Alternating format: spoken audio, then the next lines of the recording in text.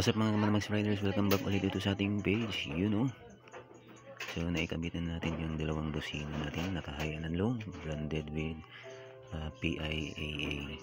So papakita ko sa inyo yung pag-install ko ng wiring at sa gamit ng kakaibang switch horn.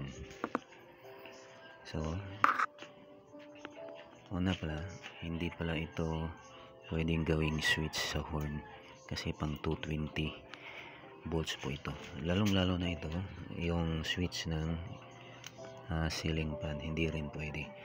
At napag-isipan ko na bumili sana, pero habang nag-iisip ako, naisipan ko yung brake na ito.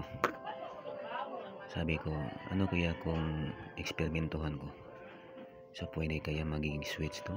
So ang ginawa ko, ito yung resulta ng kinombination ko, customized na switch gamit yung brake system.